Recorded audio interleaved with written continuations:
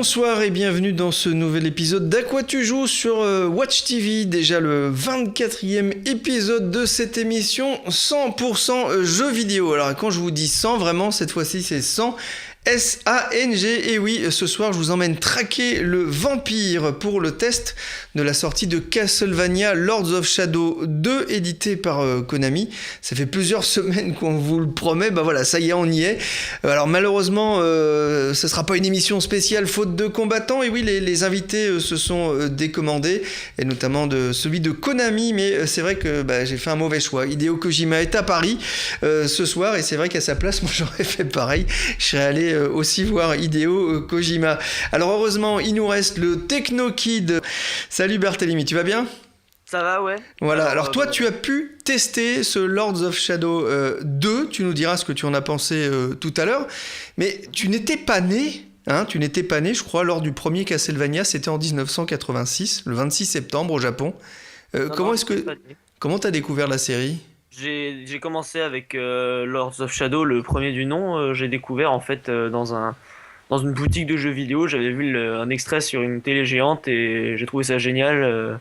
Donc je me suis renseigné après et vite je l'ai acheté et j'y ai joué et j'ai adoré évidemment. Voilà, et tu nous diras donc ce que tu as pensé de la suite de Lords of Shadow 1 qui comme par hasard s'appelle Lords of Shadow 2. C'est assez bien trouvé. Avec nous également en duplex depuis Aurillac dans À quoi tu joues, Alexandre alias, alors je sais pas, on dit 87, on dit crochet 87 crochet, on dit quoi ? Non, c'est beaucoup plus simple que ça, 87 tout court, c'est parfait. Salut à tous. Voilà, journaliste donc chez jeuxvideo.com. Toi, tu t'es occupé d'un jeu tiré de l'univers de South Park. Alors forcément, quand on met une série, un film, et à côté on dit « Ah, le jeu vidéo », on a un peu les sourcils qui se froncent et on se dit « Ouïe, ouïe, ouïe, est-ce que c'est le cas ?» Absolument, c'est ce qu'on se dit et on verra tout à l'heure que c'est absolument pas le cas. Non, le jeu, on va casser le suspense tout de suite, le jeu est excellent. Bon, voilà, une bonne surprise, effectivement. On va allez, pas de suspense, tu as mis la note de 18, tu nous expliqueras pourquoi tu as mis une aussi bonne note à ce jeu qui n'est pas finalement l'un des gros blockbusters de l'année sur console, mais la bonne surprise sans doute de ce début d'année. On va en parler avec toi. Je vais vous laisser le temps, en tout cas les amis, d'affûter vos dents et vos vannes pourries à la South Park, et on se retrouve tout de suite... mais avant, je voudrais quand même vous donner quelques infos du monde fabuleux des jeux vidéo. Et pour commencer, on va parler finance et bourse. Alors, non, mais restez les amis, vous allez voir, ça va vous intéresser.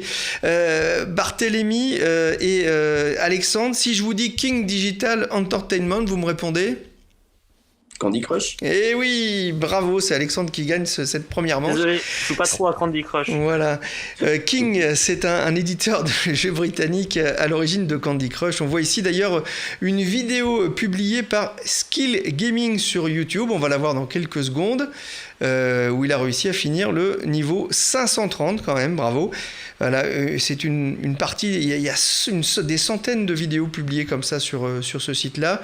Tout ça pour dire que King, l'éditeur de ce jeu addictif, prépare son entrée à la bourse de New York. Il vient de divulguer son prix d'introduction entre 21 et 24 $ à l'action. Alors ça vous dit pas grand-chose, mais sachez que ça valorise King à plus de 7 milliards de dollars. 7 milliards de dollars, ça vous dira peut-être pas grand-chose non plus, mais c'est tout simplement près de 4 fois la valeur en bourse d'une société comme Ubisoft, oui, et un peu moins quand même que celle d'Electronic Arts aux États-Unis. Bon, alors le groupe ne fait pas que Candy Crush, il y a aussi Farmeros, Pet Rescue, bref, vous l'avez compris, du lourd. Mais grâce en partie à ce jeu hyper addictif pour amateurs de bonbons et de gâteaux, son chiffre d'affaires est passé en un an de 164 millions à près de 1,9 milliard et ses bénéfices ont été multipliés par 73.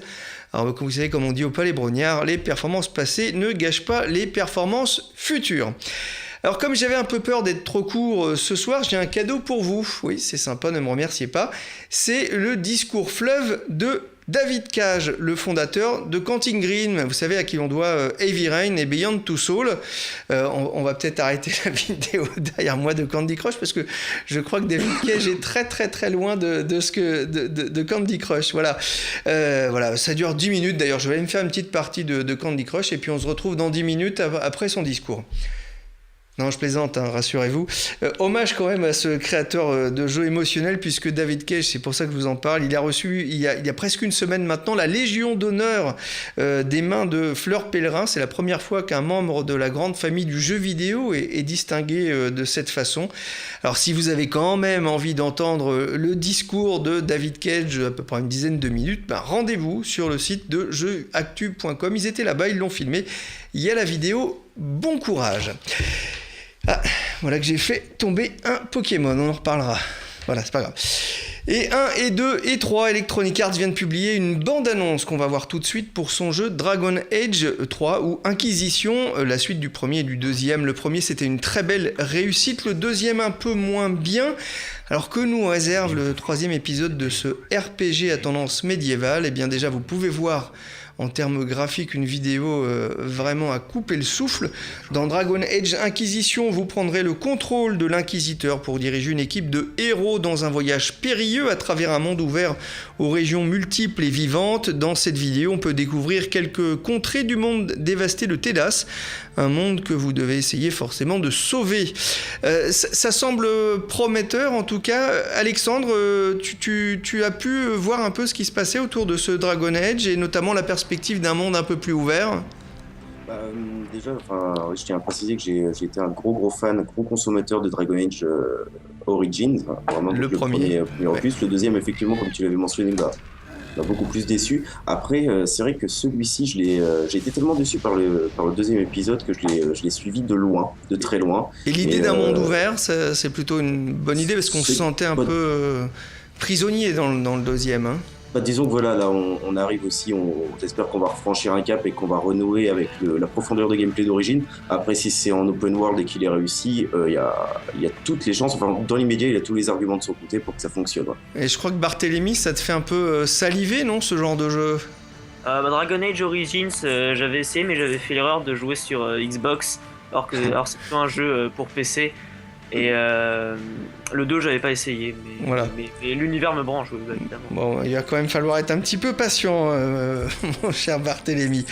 Autre gros jeu chez Electronic Arts, celui-là, faut pas la peine de l'attendre, il vient de sortir, hein, c'est Titanfall, voilà, une exclue pour Microsoft, des mechas qui s'affrontent, un FPS multijoueur. Le jeu est sorti il y a quelques jours maintenant, le 13 mars sur Xbox One et PC, bientôt Xbox 360. Il a l'air très sympa, il va vraiment falloir que j'investisse dans la machine de Microsoft parce que ça a l'air pas mal.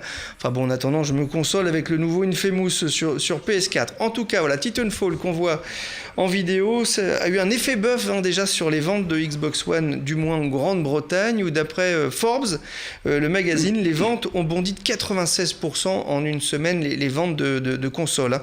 Peut-être bien le gros jeu que les joueurs attendaient en tout cas sur cette machine. C'est vrai que la console de Sony PS4 s'était vendue jusqu'ici 1,5 fois plus que celle de Microsoft, toujours au Royaume-Uni, l'un des plus gros marchés en Europe. Alors les amis, si je vous dis hack and slash, vous allez me répondre Diablo 3. Diablo ? Voilà, et ben perdu. Mais c'est pas mal, hein, c'est bien, c'est pas loin. Moi je vais vous répondre Gauntlet. Non Benjamin en régie, je précise pas côtelette, mais bon, je crois qu'il a une petite fin ce cher Benjamin. Non, je sais que mon accent anglais laisse à désirer. Gauntlet, je crois que ça on dit bien comme ça. C'est une licence historique développée là aussi en 1985 par Atari et qui appartient aujourd'hui à Warner Bros. Et l'américain vient de publier 7 vidéos. Voilà, le jeu Gauntlet qui reviendra très bientôt sur PC via la plateforme Steam avec un parti pris très arcade. On retrouve le guerrier, le sorcier, la valkyrie et l'elfe comme fine équipe pour aller combattre les créatures maléfiques dans des donjons. Voilà, vraiment un jeu qui s'annonce très alléchant. Alexandre, t'avais pu essayer toi les précédents? Ah, je t'entends plus. Non, je disais que non. Effectivement, j'avais pas eu cette occasion. Voilà, mais en tout cas, moi, ce que j'ai pu voir sur Twitter, c'est qu'il y avait pas mal d'attentes autour de ce jeu. D'ailleurs, à propos de Twitter, n'oubliez pas que vous pouvez nous poser vos questions sur le Twitter, le hashtag à quoi tu joues de l'émission sur Watch TV. Allez, un dernier pour la route, et comme on est dans le noir et le rouge avec cette émission, eh bien, je vous propose cette vidéo pour la sortie de Dark Souls 2, votre chair va pourrir tout comme votre esprit, mais vous ne mourrez jamais. Il n'y a pas à dire, c'est gai, c'est frais, ça se mange sans pain. Ever die.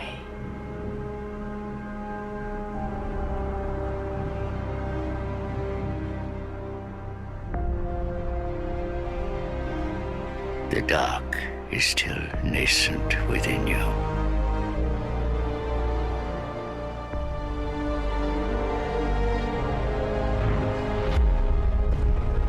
May the dark shine your way. Voilà, précisons tout de suite, c'est un jeu pour les majeurs 18+. Désolé Barthélémy, hein, tu pourras pas l'essayer pour nous celui-là. Alexandre, je voulais revenir sur Titanfall. Tu peux nous le dire, vous êtes battu à la rédac pour savoir qui allait pouvoir le tester ? Ah, plus ou moins, c'est vrai que c'était un jeu quand même qu'on était une bonne poignée à attendre de pied ferme. Mais bon, on a la chance de bosser en open space, qui est que tout le monde peut aller voir un petit peu ce qui se passe. Donc le dévolu a été rejeté sur mon collègue et ami Panta, donc il nous a fait un bien beau test de Titanfall. Mais ça nous a pas empêché de l'essayer et de s'amuser dessus. Ouais. Voilà, le test à découvrir donc sur le site jeuxvideo.com. Il y est déjà. Allez, à tout de suite, on va prendre rendez-vous chez le dentiste. On a les dents qui rayent le parquet.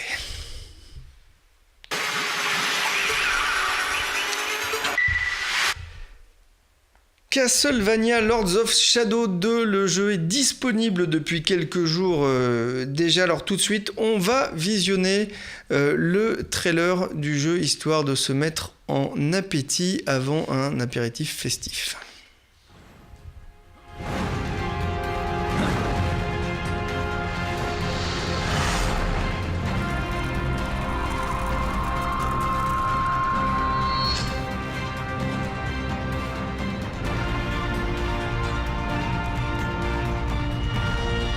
Castlevania, c'est la contraction de Castle of Transylvania. On parle donc forcément, quand on dit Transylvanie, du comte Dracula, que l'on va pouvoir incarner dans ce jeu. Alors pour ceux qui ne le connaissent pas, c'est un jeu d'action, la suite donc de Lord of Shadow 1, on en parlait tout à l'heure. Le jeune Gabriel, le héros, est devenu le comte Dracula, le prince des ténèbres. C'est pas un spoiler, on le sait assez vite, du moins si on a fini Lords of Shadow 1. Barthélémy, toi tu as pu jouer à Castlevania Lords of Shadow 2, qu'est-ce que tu en as pensé ? Globalement, Castlevania Lords of Shadow 2, c'est donc la suite de Lords of Shadow 1 qui était excellent, je répète, déjà c'était un chef-d'œuvre absolu. Celui-là est très très bon, mais clairement pas au niveau du premier. Ah, alors dis-nous pourquoi, qu'est-ce qui fait que tu es un petit peu déçu en tout cas par rapport au premier ? Alors déjà, bon, c'est un peu plus subjectif ce par quoi je vais commencer, mais l'univers, même si je pense que la plupart des gens sont assez d'accord avec moi, dans le premier on avait un univers d'heroic fantasy vraiment pur, j'ai envie de dire, avec qui était vraiment basé sur des contes et légendes au niveau du bestiaire notamment. On trouvait au début on affrontait des loups-garous, après on passait par les gobelins, donc plus classique, mais après on allait affronter des épouvantails, des choses comme ça, et notamment aussi les personnages, on avait même Baba Yaga à un moment qui apparaissait, donc Alors Baba Yaga pour les néophytes qui nous regardent. Alors Baba Yaga, à la base c'est dans un conte russe je crois, c'est une sorcière, et là ça a été complètement réadapté pour le jeu, et c'était vraiment très bon, tout ce genre de petites références. Et là l'univers, donc on est presque dans de la science-fiction en fait. Un monde plus moderne, hein, c'est ça, une grande ville. Hein. Voilà, donc au début ça surprend, ça peut plaire, même si l'univers de science-fiction qui est créé pour le jeu est pas excellent je trouve. Et l'univers est beaucoup plus sombre. Dans le premier c'était de la dark fantasy entre guillemets, c'était déjà assez sombre, mais il y avait quand même des forêts sublimes et tout ça, donc là les décors, les graphismes sont toujours magnifiques, mais on est vachement plus dans du gothique, des églises, tout ça.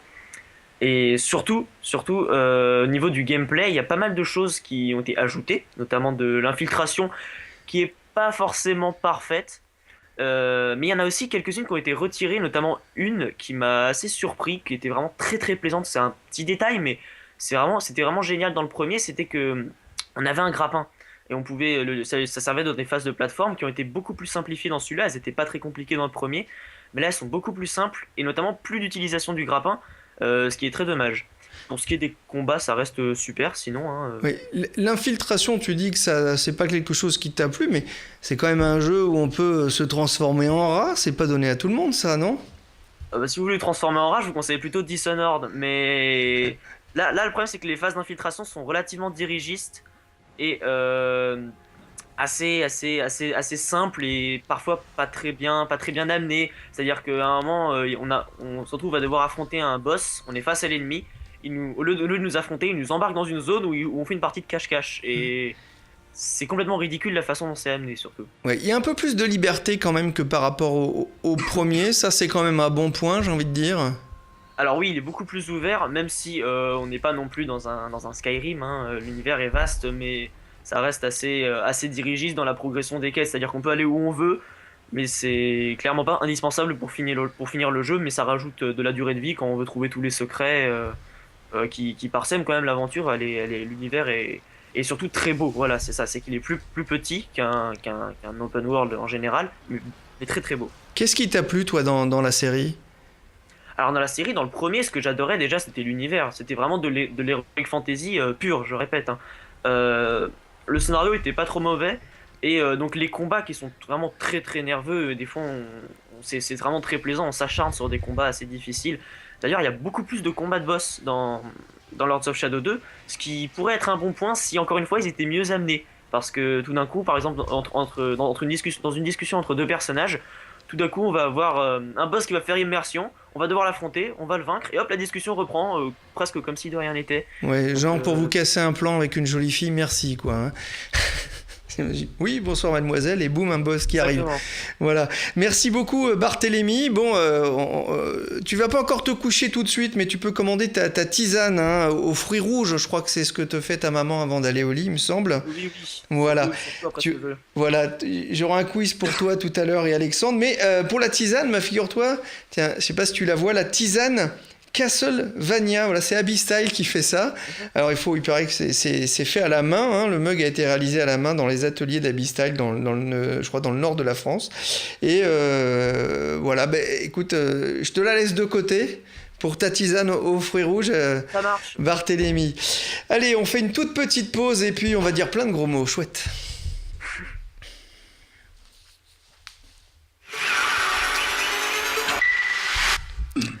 Oh my god, they kill Kenny. Alors, ça me troue le knut. Ah oui, j'ai pas le droit de dire ce gros mot. Le petit caca Noël. Voilà des phrases devenues cultes aussi. Alexandre, alias 87 de jeuxvideo.com. Donc tu travailles pour ce site et tu as l'occasion de tester ce South Park. Mais c'est pas la première fois, je crois, qu'il y a un jeu tiré de l'univers de South Park. Ah non, clairement pas. C'est depuis que la série a été faite si je dis pas de bêtises, en 97. On a eu le droit à plein d'adaptations du jeu, que ce soit, il y a eu du FPS, il y a eu du jeu de karting, il y a eu des petits tower defense qui ont été vraiment sur pas mal de plateformes. Hein. On a commencé avec la PS1, le PC, ça a atterri sur GameCube. Enfin, il y a plein de plateformes en fait qui ont proposé des adaptations du jeu, enfin de l'univers South Park, mais la plupart du temps, sans que ce soit toujours très mauvais, c'était surtout marrant 5 minutes. Voilà. Et ça s'arrêtait là. Et alors, le bâton de la vérité, c'est le développeur Obsidian qui s'est penché sur ce jeu et surtout qui a travaillé, je crois, avec les réalisateurs de la série. Ouais, absolument. Donc Obsidian, on les connaît pour vraiment leur coup d'éclat, ça a été Fallout New Vegas, qui en début de ses bugs était vraiment excellent. Et là, pour le coup, eux, donc ils se sont attelés à ce jeu-là et ils ont eu l'intelligence de faire appel à Trey Parker et Matt Stone, donc les auteurs de la série, qui ne sont pas contentés de superviser un petit peu le développement du jeu. Ils ont aussi participé, ils ont écrit le scénario, ils ont doublé les personnages de la série, comme c'est le cas en VOST, du moins en version originale. Donc ce qui est que ça contribue vachement à l'immersion. Précisons à cette occasion d'ailleurs qu'il n'y a pas de version française. C'est uniquement de la version originale sous-titrée. Voilà, c'est peut-être mieux si vous y jouez. Alors c'est étonnant, mais le jeu est classé 18+. Alors c'est vrai que c'est assez ordurier, mais je crois qu'il y a eu de la censure également dans cette version française. Oui, oui, aussi bizarre que ça puisse paraître, South Park est un jeu donc, qui a été classifié plus 18+, a été censuré uniquement sur la version PlayStation 3 et Xbox 360. Hein. Il n'est pas sorti, il est sorti que sur 3 plateformes, donc PC, PS3, X360, et donc seules les versions console ont été censurées.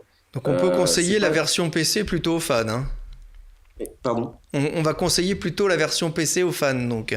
Oui, oui, absolument, bien que la censure a été comment dire, tournée en dérision par Parker et Stone, qui ont donc masqué les scènes censurées en mettant un petit écran humoristique, notamment par exemple pour les versions européennes, ça va être une sorte de penseur de Rodin avec un petit texte explicatif assez hilarant.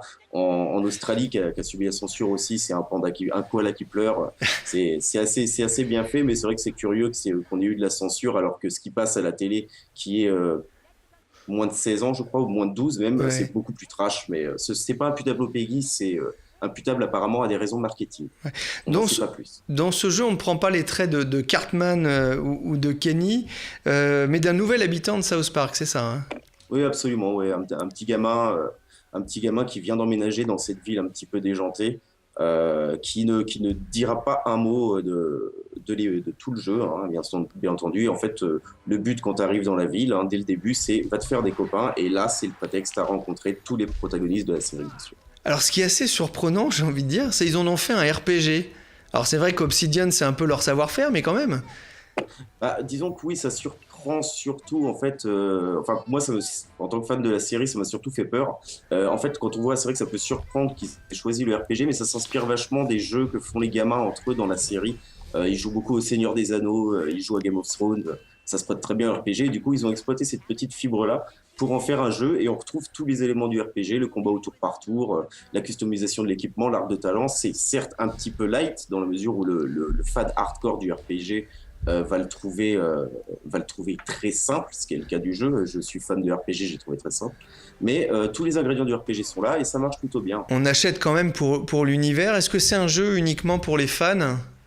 Uniquement, non, avant tout destiné aux fans, oui, hein, parce que c'est blindé de références dans tous les sens.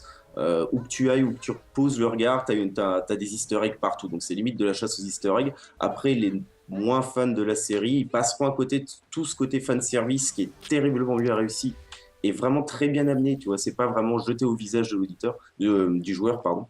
Donc il va passer à côté de ça. Après, il pourra, s'il n'est pas, comment dire, rebuté par l'humour vraiment très trash, cynique et un peu crade de South Park, il y a moyen qu'il se marre beaucoup. Ouais. Ah, c'est pas pour ma grand-mère, c'est sûr. Tu as mis 18 sur 20 dans ton test sur jeuxvideo.com, c'est une très bonne note. Pour toi, c'est une des bonnes surprises du début d'année? Bonne surprise, surtout, ouais, enfin, quelque chose qui répond à l'attente de beaucoup de fans. Hein. C'était un jeu très attendu et c'était la grande crainte, parce qu'on le disait en début d'émission, c'est à chaque fois qu'on sait qu'il y a une adaptation qui va sortir, on dit déjà, bon, ça va être encore une licence massacrée parce que ce sera paresseux. Là, non, au contraire, 18 parce que le jeu est excellent, vraiment. C'est un véritable hommage à la série et vraiment, Voilà. je pense qu'il ne faut plus maintenant de jeu sans Parker et Stone derrière. Voilà. Et en attendant, pourquoi pas un vrai jeu autour des Simpsons, un vrai bon jeu, cette fois-ci autour des Simpsons, ça serait une bonne idée là aussi. C'est pas mal aussi. Ouais. Merci Alexandre, tu vas rester avec nous, mais tu es bien sûr le bienvenu quand tu veux la prochaine fois dans À quoi tu joues sur Watch TV. Avec Barthélémy, je vous avais préparé un petit jeu. Voilà, pour voir si vous connaissez vos classiques du jeu vidéo. Parce que la semaine dernière, dans À quoi tu joues, j'ai reçu Nicolas Benoît du groupe Asmodée, distributeur officiel des cartes Pokémon. Et vous pouvez d'ailleurs retrouver l'émission en replay sur le site Watch TV, mais également sur iTunes. Barthélémy, est-ce que tu collectionnais les cartes, toi, quand tu étais petit? Les cartes Pokémon? Pokémon, un tout petit peu quand j'étais petit, j'ai fait surtout Yu-Gi-Oh! Et je continue Magic. Bon, bah, je crois que t'as un petit temps d'avance alors sur Alexandre. Allez, largement, ouais. Voilà, on va voir, parce que c'est important de bien connaître là aussi vos classiques Pokémon, parce que si vous avez des enfants notamment, pour pouvoir communiquer en bonne intelligence avec eux et comprendre un peu ce qu'ils vous disent. Alors, on va commencer facile. Et là, c'est Tommy, ils ont fait plein de produits dérivés, vous voyez. Bon, alors celui-là, c'est facile. Et alors, c'est qui? Pikachu. Ah, c'est Pikachu. Bah, C'est le voilà. seul que je connais. Hein. Voilà, C'est pas évidemment, très performant. Pikachu. Je connais très peu en Pokémon non plus, donc je pense que ça va être difficile. Voilà, Pikachu. Bah oui, forcément, c'est la grande star. Et vous savez quoi? J'ai vu ça dans l'équipe ce matin. Pikachu qui sera la mascotte de l'équipe de foot japonaise au Brésil en juin prochain, comme on peut le voir sur cette photo. Voilà, si on peut voir la photo, Benjamin, voilà, je pense qu'il fera un bon arrière droit. Le PSG est déjà sur les rangs, dit-on. Ça promet face au Toucan Foulco. Foulco, ouais, ça fait penser au gars qui avait un chien qu'il avait appelé Foulcan. Il disait Foulcan, viens ici. La pauvre bête était complètement perdue. Enfin voilà, c'est une vieille vanne. Allez, un peu plus difficile, donc si j'ai bien compris pour vous. Voilà. Alors? Je sais pas. Aucune idée. Bon, bah, c'est Grenousse. Une grenousse, voilà, bah, grenouille, hein, ça rappelle un peu avec ses deux grands yeux. Allez, ça, si vous avez essayé Pokémon X et Y, c'est l'une des stars hein, aussi de ce jeu. Voilà. J'ai pas fait Pokémon XY. Ah, bah, va falloir. Alors, c'est Fennec. Alors, lui, je l'adore. On a juste l'impression qu'il s'est fait piquer la queue par un moustique, mais bon, il est bon, il a un regard vif. Voilà, sympathique animal. Bon, allez, j'arrête avec les pluches. On va voir si vous êtes plus fort là aussi avec cette figurine qu'on peut voir. Je vais essayer de vous la montrer ici. Voilà, regardez comme elle est belle. Si vous avez joué à l'excellent Pokémon X et Y à Noël, bah c'est une belle coupe de cheveux, hein, là aussi, que renierait pas un joueur de l'équipe de France de foot. C'est Xerneas, voilà, et vous pouvez même organiser une bataille si vous voulez, avec un autre Pokémon qui s'appelle Yveltal, qui est une sorte de diable rouge. Voilà, ils sont articulés tous les deux. C'est très sympa. Allez, il y avait aussi, ils ont sorti aussi plein de petites figurines très rigolotes. Alors tiens, je vais vous sortir la version mini de Casimir. Voilà, je la sors de la Pokéball. Voilà, c'est. Alors là, les gars, quand même, hein, vous devriez le connaître celui-là. Je vais le montrer ici. Non. À la mèche. Ah, allez, deuxième point, 2-1 maintenant. Le premier, je vous ai donné un point chacun. Bravo, bravo Barthélémy. Effectivement, c'est Salamèche. Alors, vous avez aussi Miaous ici, Fennec, plein de choses, hein, plein de Pokémon différents. Voilà, dans tous ces packs qui sont sortis, qui sortent effectivement pour les fêtes. Ça plaît beaucoup aux enfants. Et pourquoi pas, d'ailleurs, ils organisent assez souvent, en tout cas, moi, c'est ce que font les miens, des batailles irréelles, donc in real life, comme on dit, dans la chambre entre Pokémon et Skylander. Je vous dis pas qui gagne. Voilà, alors très drôle aussi. Il y a aussi, alors ça, Barthélémy, ça tirait bien, sont les gants Pokémon, voilà, ici, ils sont un peu trop petits pour moi. Voilà, c'est assez rigolo. Je te les mets de côté aussi, Barthélémy, non? Je pense qu'ils seront peut-être un peu petits pour moi aussi. Hein, d'accord. Si c'est enfant, donc. Voilà, en tout cas, si vous voulez vous transformer en dresseur de Pokémon. Voilà, on avait un peu l'impression d'être à la grande récré ce soir avec tous les Pokémon. Voilà, en tout cas, merci beaucoup de nous avoir suivis. Merci à toi, Barthélémy. On te retrouve très bientôt. J'attends tes propositions pour un prochain jeu dans À quoi tu joues. Merci beaucoup, Alexandre, également, jeuxvideo.com, d'être venu. Mais merci à toi, c'est un plaisir. Voilà, tu es le bienvenu et n'oubliez pas que vous pouvez retrouver toutes nos émissions sur Watch TV, YouTube, Dailymotion et bien sûr sur iTunes. Allez, je vous dis à la semaine prochaine. D'ici là, amusez-vous bien.